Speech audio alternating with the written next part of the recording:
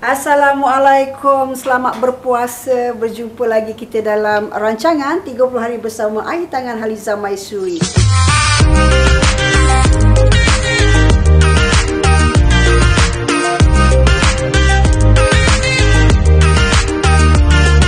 Hari ini saya nak kongsikan masakan untuk berbuka nanti, iaitu daging masak kurban. Bukan daging kurban kita baru nak beraya Aidilfitri, bukan ada hal lagi. Tapi nama masakan ni daging masak kurban. Okey. Bahan-bahannya daging yang telah pun kita potong halus ataupun tipis, dan kita perlukan kunyit hidup telah pun saya tumbuk kita akan masukkan sekali, dan serbuk ketumbar. Kita akan gaulkan bahan-bahan ni semua menjadi satu Mudah masak ni, sedap. Kenapa dipanggil daging kurban masak? Kenapa dipanggil masakan ni daging masak kurban? Sebab selalunya dulu-dululah kita ni kalau dapat dulu ke sekarang ni kita tak pernah dapat daging kurban. Tak pernah makan daging kurban sekarang ni. Tak dapat agihan daging kurban sekarang ni kan. Kalau lah orang kata dapat daging kurban tu nak cepat sebab dia fresh kan, baru sembelih apa semua senang, gaul garam, gaulkan dengan kunyit, gaulkan dengan serbuk ketumbar, terus orang kata masuk dalam kuali, campak-campak bahan yang lain, dan masak senang kan. Itu dipanggil daging masak kurban Selepas kita gaul dengan serbuk kunyit dan juga serbuk ketumbar, kita masukkan dalam kuali tanpa menggunakan minyak kita nak matikan air daging ni dulu Biarkan dia sebab daging ni akan mengeluarkan air nanti Jangan letak air, kita nak keluarkan daging. Kalau tambah air dia tak jadi tak ada. Sampai air dagingnya habis. Lepas tu nanti kita masukkan minyak pula minyak masak dan bahan-bahan yang lain. Sambil-sambil orang kata kita tunggu air daging kita ni kering Sambil-sambil tu bolehlah potong bawang kita guna bawang Holland.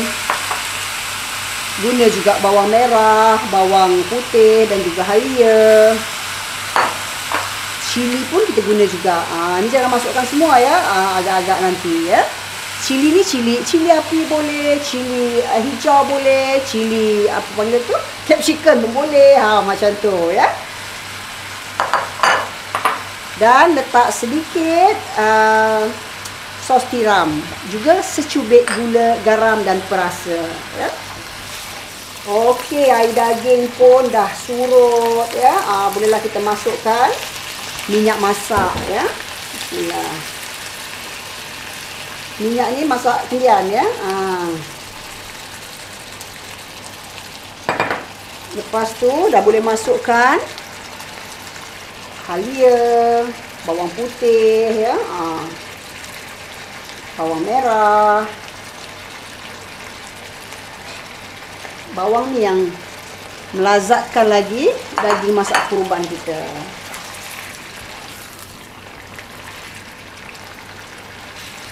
Kacau dia.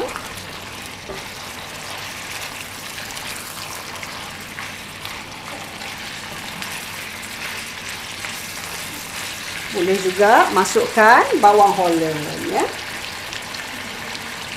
Simple tapi manis. Penyedap pada daging masak kurban kita ni ialah segala jenis bawang. Dah boleh letak perasa. Bismillah. Dan garam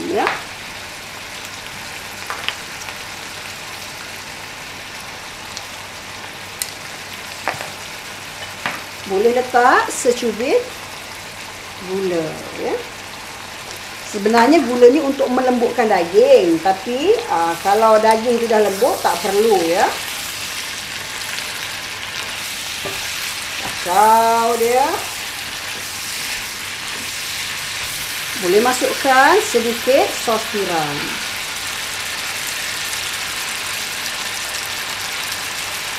Itu saja bahan-bahan yang diperlukan. Daging ini dah lembut, bau pun dah semerbak ya. Dapur kita petang ni. Boleh masukkan cili ya. Masukkan cili hijau saja boleh, nak mix dengan cili merah pun boleh ya.